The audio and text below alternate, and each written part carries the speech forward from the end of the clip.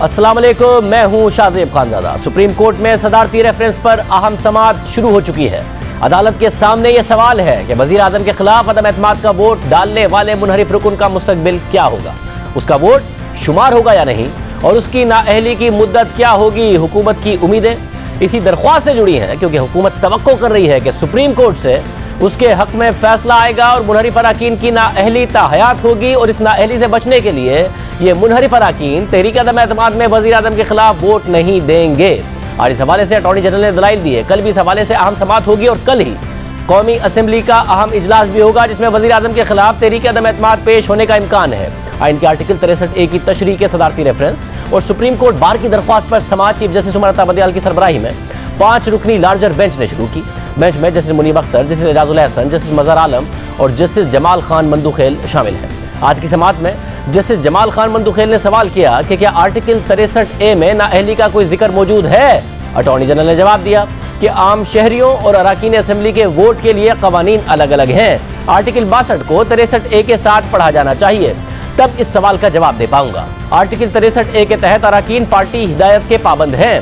वजीर आजम के इलेक्शन और अदम एतमाद पर अराकीन पार्टी पॉलिसी पर ही चल सकते हैं। जैसे जमाल खान मंदुखेल ने फिर सवाल किया कि क्या आर्टिकल 63A में नाअहली का कोई जिक्र है। अटॉर्नी जनरल ने जवाब दिया कि आर्टिकल 63A की हेडिंग ही नाअहली से मुताल्लिक है। नाअहली के लिए आइन में तरीक़ाकार वाज़ेह है। आर्टिकल 63, 62 और 63A को अलग अलग नहीं पढ़ा जा सकता। सियासी जमातों का वोट पूरी जमात का वोट होता है, फर्द का वोट नहीं होता। कानून साजी में फर्द का किरदार बहुत कम होता है। जो अराकीन जमात के बगैर पार्लियामेंट का हिस्सा बने, उनकी ताकत ना होने के बराबर होती है। कानून साजी में किरदार अदा करने के लिए पार्टी से मुंसलिक होना जरूरी है। जस्टिस एजाजुल एहसन ने रिमार्क दिए कि अराकीन पार्टी लाइन से बाहर वोट कास्ट कर सकते हैं। टिकट लेते वक्त उम्मीदवार को पता होता है वो कब कब आज़ादी से वोट नहीं दे सकता।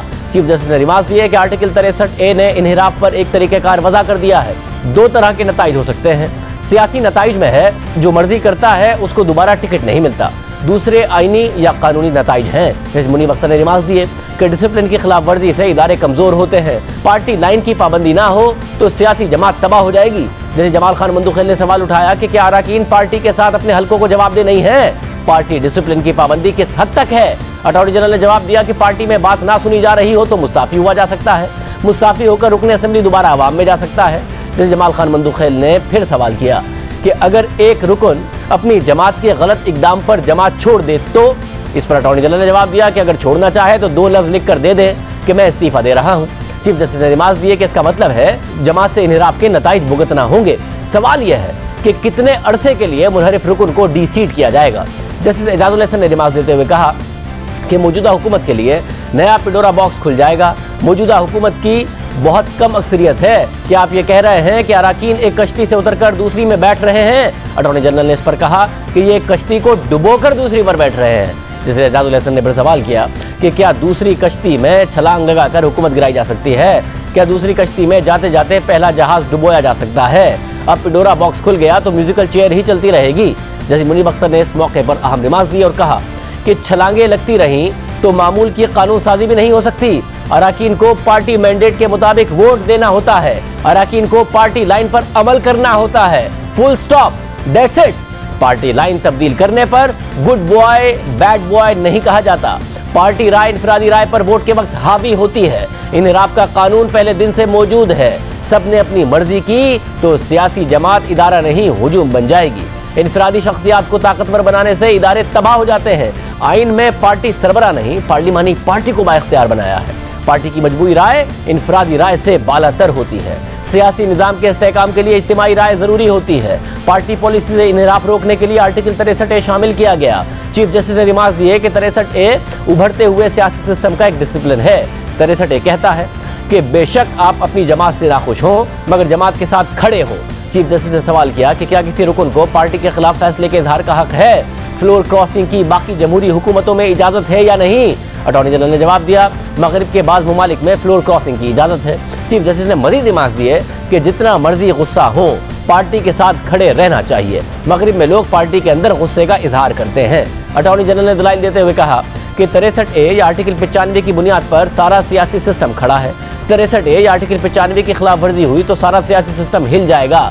मामला सिर्फ 63A की तलवार का नहीं, पूरा सिस्टम नाकाम होने का है। जैसे जमाल खान मंदुखेल का सवाल था कि क्या आप पार्टी लीडर को बादशाह बनाना चाहते हैं? अटॉर्नी जनरल ने जवाब में कहा कि पार्टी लीडर को बादशाह नहीं मगर लोटा भी नहीं बनना चाहिए। पार्टी पॉलिसी से इन्हिराफ पर ताहयात नाअहली होनी चाहिए। जैसे मुनीब अख्तर ने सवाल किया कि जो बंदा अभी भी सीट पर मौजूद है क्या उसका वोट काउंट होगा या किसी रुकन के वोट की कोई अहमियत नहीं होगी? एक तशरीह तो यह है कि इन्हिराफ करने वाले का वोट शुमार ना हो, कोई भी फ्री विल नहीं होती। जैसे जमाल खान मंदुखेल ने सवाल किया कि क्या डी सीट होने तक वोट शुमार हो सकता है? 18वीं तरमीम में वोट शुमार ना करने का कहीं जिक्र नहीं। जैसे मजहर आलम ने रिमांस दिए कि किसी को वोट डालने पर मजबूर नहीं किया जा सकता। अटॉर्नी जनरल ने दलाइल में कहा कि मैं किसी के साथ ताल्लुक में हूँ, किसी और के साथ नहीं भाग सकता। पार्टी के साथ रहना जरूरी है, ये जमीर की आवाज नहीं कि ऑपोजिशन के साथ मिल जाएं। जी जमाल मंदुखेल ने इस मौके पर रिमांस दिए कि बलूचिस्तान में अपने ही लोगों ने अदम एतमाद किया और हुकूमत बदल गई। अटॉर्नी जनरल ने जवाब में कहा कि बलूचिस्तान में दोनों ग्रुप बाप पार्टी के दावेदार थे। सबसे ज्यादा बाज़मीर मुस्ताफी होने वाला होता है। बलूचिस्तान असेंबली में वो पतली गली से आ गए थे, दोबारा नहीं आ सकेंगे। आप एक जमात के टिकट उसके मंशूर पर आकर वफादारी तब्दील नहीं कर सकते। दौरान समाज चीफ जस्टिस ने रिमांस दिए कि वोट डालकर शुमार ना किया जाना तौहीन आमेज है। ये तौहीन आमेज है कि एक रुकन वोट कास्ट करे और आप कहें कि ये वोट कास्ट नहीं होगा, वोट तो हर सूरत होगा। चीफ जस्टिस ने सवाल किया कि जो मामला आप हमारे सामने लाए हैं वो पार्लियामेंट क्यों तय नहीं कर सकती? वाज़े होना जरूरी है कि नाअहली कब होनी चाहिए और नाअहली का इतलाक कब होगा। ये तमाम पार्लिमानी मामलात हैं, वहाँ तय क्यों नहीं हो सकते थे? आर्टिकल 63A में एक तरीक़ाकार मौजूद है, मुख्तलिफ मराहिल फराहम किए गए हैं। आइन में पार्लियामेंट के लिए बहुत एहतराम मौजूद है। आर्टिकल 63A की रूह को नज़रअंदाज नहीं कर सकते। अदालत का काम खाली जगह पुर करना नहीं, ऐसे मामलात रेफरेंस के बजाय पार्लियामेंट में हल होने चाहिए। अदालत ने आर्टिकल 55 को भी मद्देनजर रखना है। आर्टिकल 63A में नाअहली का पूरा निज़ाम दिया गया है। असल सवाल अब सिर्फ नाअहली की मुद्दत का है। जिसे जमाल मंदुखेल ने रिमांस दिए कि एक शख्स मुंतखब होकर आता है, आप इसे मामूली समझते हैं कि वो सीट छोड़ दे? जिस सवाल का जवाब आइन में है उस पर राय हमसे क्यों मांग रहे हैं? वाज़े है कि वज़ीर आज़म के खिलाफ अक्सरियत का वोट जाए तो वो हट जाते हैं। तमाम अरकान असेंबली को वोट कास्ट करने की इजाज़त है। अटॉर्नी जनरल ने कहा कि वोट के बगैर 63A लग ही नहीं सकता। देखना यह है कि वोट के बाद रुकन के साथ क्या होगा। इन्हिराफ पर आइन ने वाज़े किया है कि आप अमानत में खयानत करके वापस नहीं आ सकते। क्या इन्हिराफ करने वालों को अवार्ड मिलना चाहिए? चीफ जस्टिस ने रिमांस दिए कि वोट काउंट होने के बाद देखा जाएगा कि उसके साथ क्या करना है। अगर आप अलल ऐलान वोट देंगे तो जमात तो छोड़ दी, फिर मामला इलेक्शन कमीशन के पास जाएगा और सुप्रीम कोर्ट के पास। केस की समाअत कल दिन 1:30 बजे तक मुलतवी कर दी गई है और आज वज़ीर आज़म इमरान खान की ज़ेर सदारत सियासी कमेटी का इजलास हुआ और वज़ीर आज़म से कानूनी टीम की भी मुलाकात हुई और ज़राए के मुताबिक इजलास में वज़ीर आज़म ने कहा कि तहरीक अदम एतमाद कामयाब नहीं होगी। ये अपोजिशन की गलत फहमी है कि मैं दबाव में आ जाऊंगा। 27 मार्च को अवाम बता देंगे वो किसके साथ है। अवाम का समंदर इस्लामाबाद में होगा, मुकाबले के लिए कोई नहीं होगा। वज़ीर आज़म ने कहा कि अपोजिशन को जो खुशफहमी है इत्तेहादी उसमें नहीं आएंगे। इत्तेहादियों का बाज़ाब्ता ऐलान ना करना जाहिर करता है कि वो हुकूमत के हामी हैं। वज़ीर आज़म ने कहा कि मैं इत्तेहादियों से राब्ते में हूँ, वो हमें मायूस नहीं करेंगे। वज़ीर आज़म ने यह भी कहा कि मुनहरिफ अरकान के खिलाफ 7 रोज होने के बाद कार्रवाई करेंगे। उम्मीद हूँ कि सुप्रीम कोर्ट का फैसला हमारे हक में आएगा और तमाम मुनहरिफ अरकान ताहयात नाअहल होंगे। वज़ीर आज़म ने कहा कि हम ये लड़ाई जीत चुके हैं, अपोजिशन के ख्वाबों के ताबूत में आखिरी कील ठोक दी है। गुज़िश्ता रोज वज़ीर आज़म ने वाज़े किया था कि वो अपोजिशन से बात नहीं करेंगे। इस पर अपोजिशन लीडर शहबाज शरीफ का रद्द-ए-अमल सामने आया है कि वो भी इमरान खान के साथ बात करने के लिए तैयार नहीं है। उन्होंने ये भी कहा कि हुकूमत को आने वाले दिनों में मजीद सरप्राइज देंगे। अपोजिशन भी बात नहीं करेगी, प्राइम मिनिस्टर ने कहा कि हम नहीं बात करेंगे। ऐसे शख्स के जो अनापरस्त है, जो दिन रात झूठ बोलता है, जो दोगला है। हम इमरान खान ये कहता है ना मैं 27 को सरप्राइज मैं दूंगा, हम इसको अपना सरप्राइज देने से पहले भी इसको सरप्राइज देंगे और इसको हम बिल्डर करेंगे। इसको हम मजीद ये जो इसकी ज़हनी उलझाव का शिकार है और इसका ज़हन का मर्ज बढ़ता जा रहा है, उसको और बढ़ाएंगे इंशाल्लाह। आपके पास और surprises? Absolutely, we will spring surprise after surprise. हम दिन रात आपको आइंदा आने वाले दिनों में सरप्राइज देंगे कि आप बिल्कुल you will be shell shocked. दूसरी तरफ वफाकी वज़ीर दाखिला शेख रशीद ने कहा है कि मुल्क में इंतखाबात जल्दी भी हो सकते हैं। उन्होंने ये भी कहा कि महंगाई हमें डस चुकी थी लेकिन अपोजिशन ने इमरान खान को दोबारा जिंदा कर दिया है। वे इन्होंने इमरान खान को दोबारा जिंदा कर दिया सियासी तौर पे। महंगाई हमें डस चुकी थी, बेरोजगारी हमें डस चुकी थी। इमरान खान ने जो बयानिया खुददारी का और आज़ाद खारजा पॉलिसी के दिया है, सारी कौम उसके साथ खड़ी हो गई है। तो कहाँ गए लोग जो लंदन से बैठ के फौज को गालियां देते थे? सियासतदान भूल जाता है, अदारे नहीं कभी भूलते। अब इनको याद आ गया कि जनाब वो तो बड़ी तारीफ करते हैं, वो तो कहां गया इनका कि वोट को इज्जत दो, डूब मरो चिल्लू भर पानी लेकर। सियासत में कोई चीज आखिरी नहीं है, 10 दिन में ये फैसला कौन हो जाएगी। हमारे पास भी अपोजिशन के लोग हैं जो नहीं वोट डालने जाएंगे। पार्टियां बदलने से कोई इज्जत मिलती है तो कोई इज्जत नहीं मिलती। पाकिस्तान में इलेक्शन जल्दी भी हो सकते हैं। और भाई वज़ीर इत्तलात फवाद चौधरी ने कहा है कि इत्तेहादियों की सपोर्ट भी सरप्राइज का हिस्सा है जिसकी वज़ीर आज़म ने कल बात की है।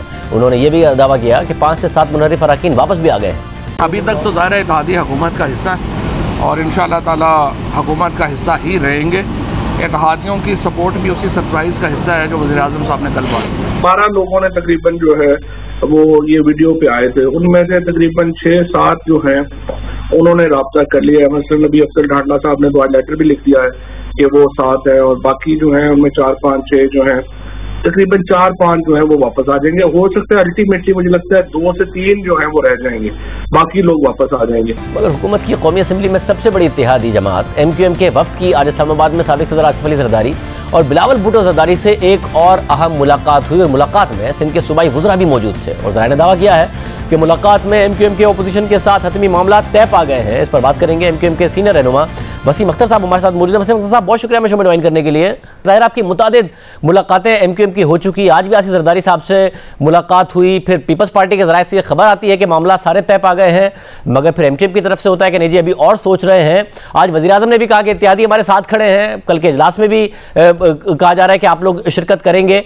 तो अपोजिशन भी कह रही है आप उनके साथ हैं, हुकूमत भी कह रही है आप उनके साथ हैं, कहाँ खड़े हैं आप? कल भी मुलाकात हुई थी, आज भी हुई है, गवर्नमेंट से हुई थी कल। आज जो पीपल्स पार्टी से मीटिंग हुई थी उस पे जो उनका मैंने भी आपकी चैनल में देखा था, एज सच उस डिसीजन पे अभी पहुंचे नहीं हैं हम लोग। जरूर बातचीत हुई है और उसकी वजह है उसमें जो हमारे इश्यूज हैं, जो पॉइंट्स हैं, उसको एक लेजिस्लेशन भी चाहिए। तो उसकी तैयारी के लिए हमारे भी लोग बैठे हैं, उनके भी लोग बैठे हैं, उस पे काम हो रहा है और अभी हर चीज वर्बल है।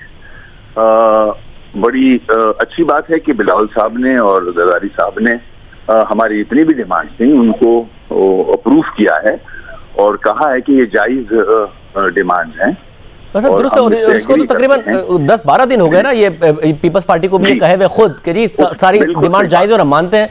तो उसके बाद से लेके अब तक क्या वो मुआहदे के लिए तैयार नहीं हो रहे हैं? आपको क्यों नहीं यकीन दिला पा रहे हैं कि हाँ जी हम ये जो डिमांड आप रख रहे हैं और हम मान रहे हैं इस पर अमल भी करेंगे? उसमें डिले जरूर हुआ है और मैं समझता हूँ हमारे दोस्तों की तरफ से ही हुआ है डिले। अब उसमें मसला ये है कि फिर कल हुकूमती वफ्द भी आपसे मिला और आज वज़ीर आज़म कह रहे हैं कि इत्तेहादी हमारे साथ ही खड़े हैं, तो कल क्या हुकूमती वफ्द से भी बहुत अच्छी मुलाकात हुई? उन्होंने भी कुछ ऐसा ऑफर किया है कि जिसकी वजह से आपको लगता है कि आपके मुतालबात जो पीपल्स पार्टी से हैं मुख्तलिफ, जो आप बार बार बताते रहे हैं, वो हुकूमत भी मानने को तैयार है और आपको कुछ वहाँ भी उम्मीद है? हुकूमत से बिल्कुल अच्छी मीटिंग हुई थी, आज भी इत्तेहादी तो हैं हम बिल्कुल। और डिस्कशन में जो हालात हैं जो आप भी देख रहे हैं टेलीविजन पे, उनके जो MNAs हैं जो उनको छोड़ के चले गए, उस हवाले से भी हमारी बात हुई, उनके नंबर्स के हवाले से भी बात हुई। बिल्कुल हम आज तो साथ हैं, मगर हालात को देखते हुए शाहजेब हमें भी उस पे नजर रखनी तो है ना। जहां तक सिंध से पर्टेन करने वाले हमारे इश्यूज हैं, जाहिर है वो तो PTI नहीं पूरे कर सकती। तो हमने इसीलिए पीपल्स पार्टी गवर्नमेंट के साथ हम बैठ रहे हैं, जो देरीना मुतालबे रहे हैं, like implementation of supreme court order 4060 का इन लेटर इन स्पिरिट इम्प्लीमेंटेशन, और 2-3 ऐसे इश्यूज हैं जो कि देरीना हैं और इसकी वजह से आपको पता है ना कि अगर वो रिटर्न में भी आपसे प्रॉमिस कर लेंगे तो बहुत मुश्किल है कि पीपल्स पार्टी उन वादों पर अमल कर रही होगी। आप तहरीक इंसाफ के साथ भी तो हुकूमत में तहरीरी मुआहदे के बाद ही आए थे ना, उन्होंने कौन से वादे पूरे कर दिए? ये तो हमारा एक्सपीरियंस है, चाहे वो PMLN हो, पीपल्स पार्टी हो या PTI हो, उस तरह से मुतालबे कभी पूरे नहीं किए गए। तो आप लिखवा लें, क्या फर्क पड़ जाना है? वो लिख के दे देंगे, उसके बाद नहीं करेंगे, फिर क्या होगा? वो तो आवाम के सामने तो आएंगी सारी चीजें कि आज अगर जो मुतालबे साल इन जमातों के सामने रखे और उन्होंने अप्रूव नहीं किए, आज जरूरत पड़ी तो वो सारे उन मुतालबों के साथ एग्री कर ही रहे हैं। हम ये आवाम के सामने रखेंगे और फिर हमारी सोच ये है कि हम जितने भी स्टेक होल्डर्स हैं, मुल्क के पॉलिटिकल बड़ी पार्टीज हैं, उनके जितने भी सरबराह हैं, हम उनको साथ बिठाएंगे इस हवाले से। आपको ज्यादा उम्मीद इन्हीं से है कि ऑपोजिशन कर सकती है, तो ये कहा जा सकता है कि आपने फैसला नहीं किया है मगर इस वक्त आप ऑपोजिशन के ज्यादा करीब हैं? मैंने शाहजेब कहा कि हमारे मुतालबे पूरे कर दें, हम फिर डिसीजन लेने के काबिल हो सकते हैं। तो कौन इस वक्त आपके मुतालबे पूरे करने के ज्यादा करीब है, हुकूमत या ऑपोजिशन? मेरे ख्याल में देखें, हुकूमत के पास तो वो नहीं है। 18 अमेंडमेंट के बाद तो जो इशू हमारे साथ हैं वो सूबे से रिलेट करते हैं, वो तो पीपल्स पार्टी के पास हैं। जाहिर है कुछ ऐसी चीजें हैं जो फेडरल गवर्नमेंट से पर्टेन करती हैं, तो अगर देखा जाए तो जाहिर है ऑपोजिशन की तरफ ही नजर जाती है। तो इसलिए इस वक्त आपका झुकाव ऑपोजिशन ही की तरफ है। अगर वो वादे पूरे कर दें जो वो वादे कर रहे हैं, उनको रिटन फॉर्म में आपको गारंटी दे दें, तो रिटन फॉर्म में गारंटीज भी दें और जो इम्प्लीमेंट हो सकते हैं फौरी नौयत के वो उसको इम्प्लीमेंट कराएं, और जो टाइम दरकार है जिसमें वो फिर हम सारी सियासी जमातों के लीडरान के सामने रखेंगे ताकि पाकिस्तान की आवाम को और ख़ास तौर पर सिंध की जो अर्बन एरियाज में लोग रहते हैं उनके सामने इस इशू को लेके आएं। उनको भी पता होना चाहिए कि ये मेजर पार्टीज हैं जो MQM के वोट जिनको दरकार हैं, उन्होंने जो वादे किए हैं वो फुलफिल करते हैं या नहीं करते। और इस हवाले से काफ लीग से भी आपका राब्ता है, वो क्या फैसला कर रहे हैं? मिलके हो रहा है या अलग अलग ही कर रहा है अपनी मुलाकातें और आपस में राब्ते में? हमारा तय तो हुआ था कि हम कंसल्ट करेंगे एक दूसरे को, मगर जाहिर है वो एक सियासी अलग जमात है, हम अलग जमात हैं, हमें फैसला करना होगा तो हम आज़ाद हैं फैसले के। और क्या वसीम साहब, फैसला ना करने की एक वजह ये भी है कि आखिर तक पता नहीं है कि जो फोन कॉल है वो आ ना जाए, कि झुकाव किस तरफ है, जो न्यूट्रलिटी है वो आप लोगों को भी मुश्किल में डाल रही है कि फैसला करें तो क्या करें? शाजिब, ऐसा नहीं है। मैं पहला पॉइंट आपके साथ एग्री करूंगा, कंफ्यूजन है, नंबर्स किसी को भी नहीं पता।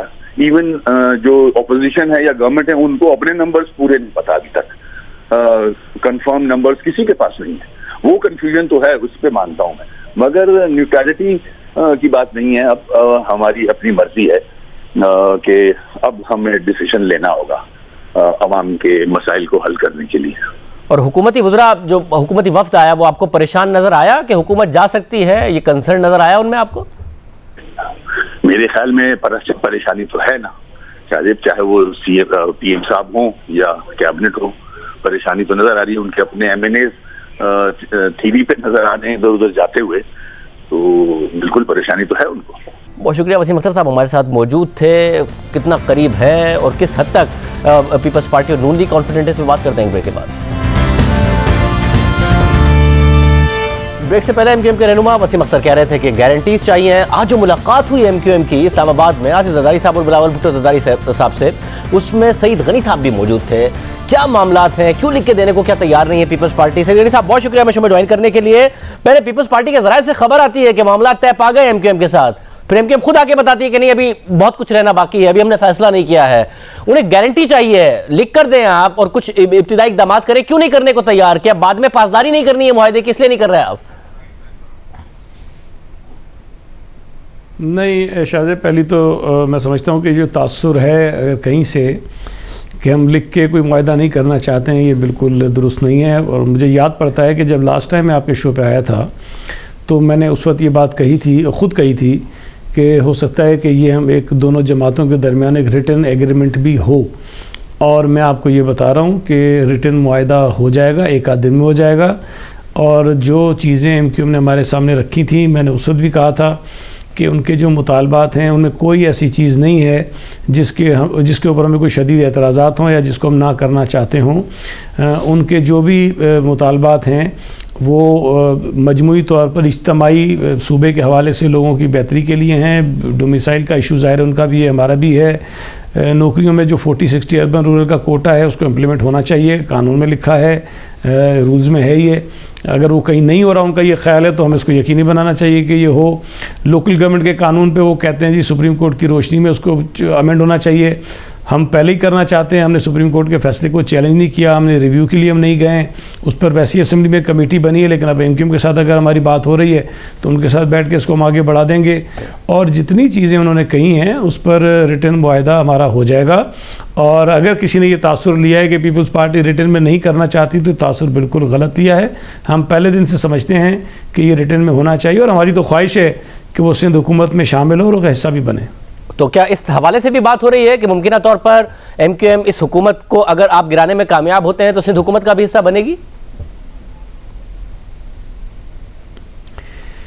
देखिए, अभी तक तो मैंने पहले भी बताया था कि ना तो उन्होंने ये डिमांड की है कि उन्हें हुकूमत में वजारतें दी जाएं, या हमने अभी तक उनको ऑफ़र नहीं की, लेकिन हमारी ख्वाहिश ज़रूर है। और यकीनी तौर पर अगर हमारा एक उनके साथ कोई मुआहदा हो जाता है जिसमें बहुत सारी चीज़ें हमने मिलकर करनी हैं, तो फिर शायद ज़्यादा बेहतर हो जाएगा कि अगर एमक्यूएम गवर्नमेंट का हिस्सा बनेगी तो वो बेहतर तरीके से उस पर अमल दरामद में भी अपने आप को शायद वो ऑन बोर्ड महसूस करेंगे और काम आगे बढ़ जाएगा। और इस वक्त कितना आप समझते हैं, आज मुलाकात के बाद भी इस बात का कितना इम्कान है कि आपके और एमक्यूएम के मामला तय नहीं पाएंगे?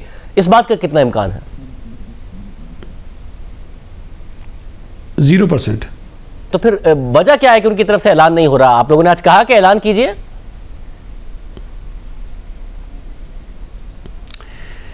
नहीं, हमने भी ये तो नहीं कहा कि फौरी अभी कर लें। ज़ाहिर है कि ये उनकी अपनी चॉइस है कि कब वो करना चाहते हैं, लेकिन मेरा ये ख्याल है कि शायद कल परसों तक हमारा रिटर्न में मुआहदा हो जाएगा। वो चाहे तो उससे पहले कर लें, चाहे तो उसके बाद करें। मुझे साथ में भी बताइएगा कि सिंध हाउस में लोग थे, उस दिन भी आपसे बात हुई। अब तो हुकूमत का ये दावा है कि उनमें से 5-6 ने वापस राब्ता भी कर लिया है पार्टी के साथ। तो जो मुनहरिफ अराकीन है उनकी कोई तादाद रह के भी जानी है आप लोगों के साथ, या वो भी नहीं होंगे, सिर्फ इत्तेहादियों पर रिलाई करना पड़ रहा होगा जिनका भी आखिरी वक्त तक नहीं पता होगा? जो मेरे पास मालूमात हैं, कोई एक शख्स भी उनकी तरफ नहीं गया है, लेकिन शायद जो मुनहरिफ अरकान उनकी तादाद में इजाफा हुआ है। और मैं ये बात पहले भी कह रहा था, दोबारा दोहरा रहा हूँ, आज भी जो लोग आपको इमरान खान के साथ नज़र आते हैं उनमें से भी बहुत सारे लोग उनके साथ नहीं हैं।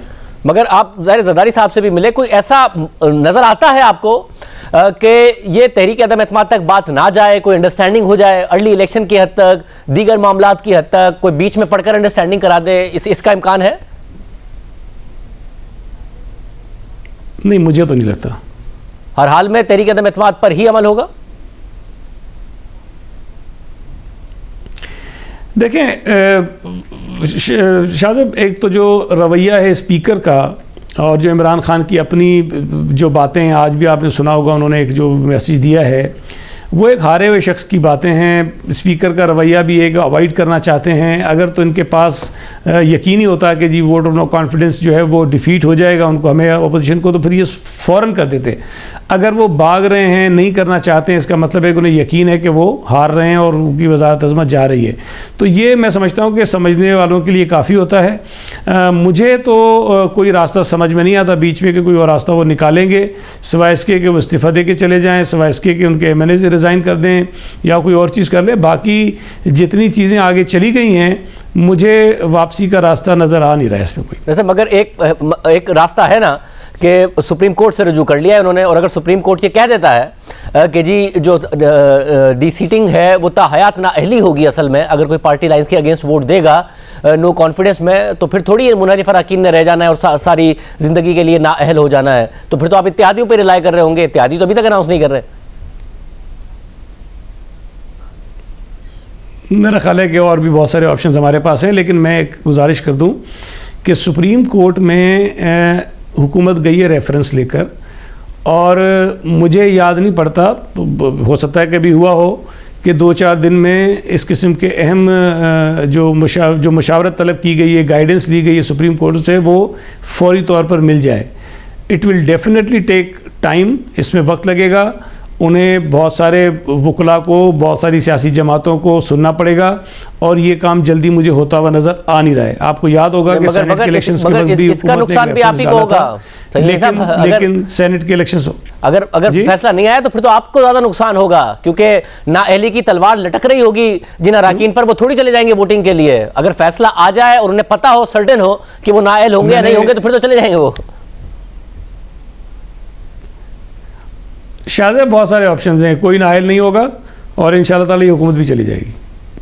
बहुत शुक्रिया सईद गनी साहब, बहुत ज़्यादा पुरएतमाद हैं, और वो ये भी कह रहे हैं कि 1-2 दिन के अंदर एमक्यूएम के साथ भी मुआहदा हो जाएगा। 0% उन्हें लगता है कि एमक्यूएम के साथ उनके मामला नहीं तय होंगे। नून लीग क्या सोच रही है, क्योंकि लॉन्ग मार्च भी करने जा रहे हैं। वज़ीर आज़म कह रहे हैं 27 को सरप्राइज दूंगा। एक ब्रेक के बाद हमारे साथ नून लीग के सीनियर रहनुमा राना सनाउल्लाह साहब मौजूद हैं। राना साहब बहुत शुक्रिया मैं शो में ज्वाइन करने के लिए। राना साहब, 2 बातें कही जा रही थी ऑपोजिशन की तरफ से कि ये भाग इसलिए रहे कि इनके नंबर पूरे नहीं है, वरना इजलास बुला लेते हैं। अब कल के इजलास के एजेंडे पर आ गई है नो कॉन्फिडेंस मोशन। साथ में आपने ये कहा था कि ये 27 की तकरीर में इस्तीफा देंगे। वज़ीर आज़म कह रहे हैं कोई इस्तीफा नहीं दूंगा, आखिरी बॉल तक इनका मुकाबला करूंगा और इन्हें सरप्राइज दूंगा 27 को। तो कहीं हुकूमत ने आपका ब्लफ तो नहीं कॉल कर दिया? देखिए, हालात को देख के और पार्लिमानी रवायात को पेश नज़र रखते हुए, जमहूरी रवायात को पेश नज़र रखते हुए मुस्तफ़ी होना जो है वो बड़े इज़्ज़तदार लोगों का काम होता है। और वज़ीर आज़म साहब ने तो कभी ना अपनी इज़्ज़त का ख्याल किया, ना कभी किसी और की इज़्ज़त का ख्याल किया। तो उससे उनसे ये तवक्को की जाती थी कि वो मुस्तफ़ी नहीं होंगे जबकि सारी सूरत हाल उन पर वाज़ेह भी हो जाएगी।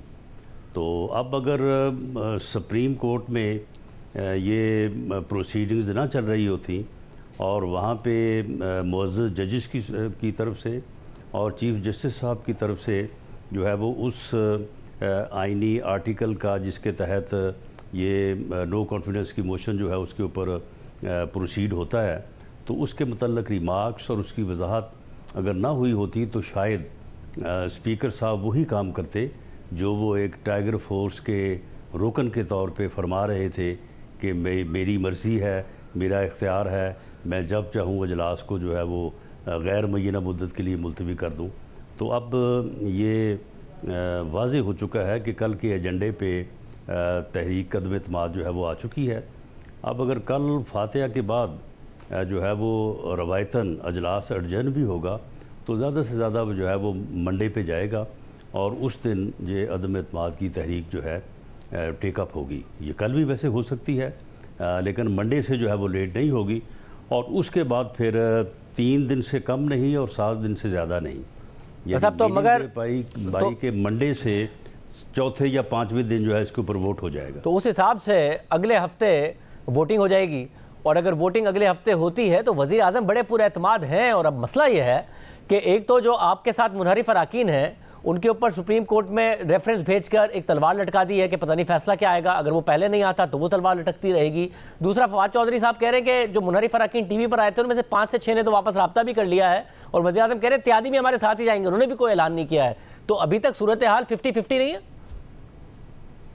नहीं, ये तो कहने की बातें हैं ना। वैसे तो रब्ता आज फवाद चौधरी साहब का मेरे साथ भी हुआ है और मैंने उन्हें कहा है कि इसमें अब 1-2 दिन है अगर आपने रब्ता करना है, वरना उसके बाद जो है वो फिर टाइम जो है वो नहीं रहेगा। तो इस तरह के रब्ते जो है ना वो तो फिर होते रहते हैं। मामला ये है कि जो अराकीन जिन्होंने इस जो है वो जाबर ज़ालम हुकूमत के सामने जो है वो कलमा हक़ कहा है और इनकी पॉलिसियों से इनहराफ किया है और आवाम की जो है वो आवाज़ में जो है वो अपनी आवाज़ शामिल की है, वो अल्लाह के फजल से पूरी तरह से डटे हुए हैं, वो हमारे साथ हैं। आप लोगों का प्लान क्या है? वो मार्च आएगा इस्लामाबाद 27 तारीख को और ख़त्म हो जाएगा या 28 तारीख को आएगा और ख़त्म हो जाएगा, या आप लोग धरने का प्लान रखते हैं जब तक कि नो कॉन्फिडेंस नहीं होती?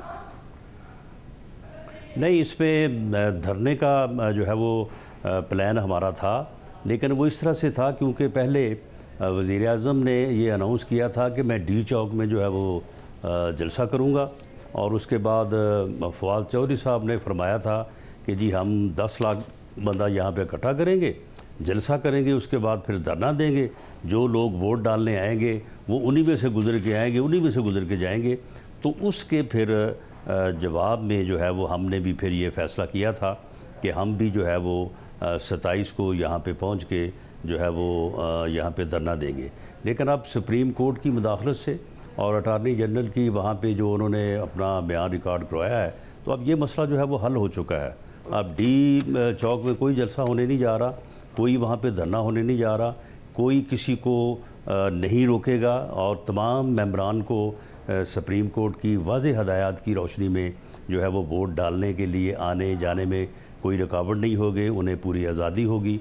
उनका वोट डाला जाएगा, उनका वोट गिना जाएगा और उसके बाद जो कॉन्सिक्वेंसेस जिस तरह से आर्टिकल 63A में है उसके ऊपर सुप्रीम कोर्ट ने कहा कि फिर ठीक है बाद में देखा जाएगा। मगर राणा साहब, अब मसला है, वज़ीर आज़म ने कहा कि आप लोगों ने सारे कार्ड दिखा दिए हैं, मेरा ट्रम्प कार्ड अभी मौजूद है, वो 27 तारीख को दिखाएंगे। तो अभी तो वज़ीर आज़म ने अपने कार्ड दिखाने हैं, आप लोग सारी मेहनत कर चुके हैं, सारे मुज़ाकरात कर चुके हैं, जिसको तोड़ना था तोड़ चुके हैं, वो कह रहे मेरा ट्रम्प कार्ड तो भी बाकी है। शाहजेब, इनका ट्रम्प कार्ड आपने 2014 में देखा होगा, इनका हर रोज़ ही एक ट्रम्प कार्ड होता था। कभी सैटरडे को कहते थे कि एम्पायर उंगली ऊपर ले जाएगा, कभी फिर कहते थे कि जी संडे को होगा, फिर मंडे, ट्यूसडे, वेडनेसडे। ये इनकी पुरानी आदत है कि इस तरह का ब्लफ करना, इस तरह की गुफ्तगू करना, जो बात करना उसके बाद उसके ऊपर कायम ना रहना, यू टर्न लेना, जो बात आज कर रहे हैं कल बिल्कुल उसके उल्ट करना, और जितनी यानी डिटाई से आज बात एक करना उतनी ही डिटाई से उसको अगले दिन उसकी तरदीद करना या उसके बरक्स का बात करना, ये तो इनका एक खासा है। तो ये इसी तरह से जो है ये 27 तक करते रहेंगे और 27 तक इनकी पोजीशन ये हो जाएगी कि अगर ये कोई इज़्ज़तदार या इनमें कोई अपनी कोई जो है वो इज़्ज़त और शर्म का इन्हें कोई एहसास हुआ तो फिर 27 को जो है वो ये इस्तीफ़ा दे देंगे। वैसे मगर मसला ये है कि अगर वो इस्तीफ़ा, एक तो कह रहे हैं मैं नहीं दूंगा, दूसरा अगर आपने उन्हें हटा भी दिया तो वो आपको हुकूमत करने दे देंगे, वो कह रहे हैं मैं और ख़तरनाक हो जाऊँगा, आप लोगों के लिए बहुत ज़्यादा मसाइल नहीं पैदा कर देंगे वो। आपको लगता है बहुत आसान होगा इमरान खान को निकालना और फिर हुकूमत करना? शाहजेब, ये जो इस किस्म की बातें कर रहे हैं ना, और ये वो टाइगर फोर्स जो उन्होंने बनाई है, ये जाली टाइगर फोर्स है, ये सारे जाली टाइगर हैं। आपको पता है कि जब ये उस वक्त 2017 में जब ये वहाँ पे गिराओ जलाओ और बड़े ख़तरनाक मूड में थे और बड़े ख़तरनाक बन रहे थे, तो एक दिन यहाँ पे इस्लामाबाद इनका झगड़ा हो गया पुलिस से, तो इन्होंने ख़तरनाक बनते हुए पूरे मुल्क में जो है पहिया जाम की और पूरे मुल्क में एहतजाज की जो है वो काल दे दी थी। तो जब हमने जो है वो प्रीएम्प्टिव एक्शन इनके ख़िलाफ़ जो है वो लिया तो पूरे मुल्क में पत्ता नहीं हिला था अगले दिन। ये टाइगर फोर्स जो है ये नज़र नहीं आएगी, ये हुकूमत से जाने की देर है। अगले 2-3 दिन में कुछ भाग जाएंगे और बाकी जो रह जाएंगे वो अपने जो उन्होंने इस मुल्क को लूटा है, जो यहाँ पे जुल्म किया है, तो उसका हिसाब देने के लिए वो सब पकड़े जाएंगे। बहुत शुक्रिया हसन साहब की गुफ्तगू आपने सुनी, हमने हुकूमत को भी दावत दी, वो प्रोग्राम में नहीं आया। आज के प्रोग्राम में इतना ही, याद दीजिए। अल्लाह हाफ़िज़।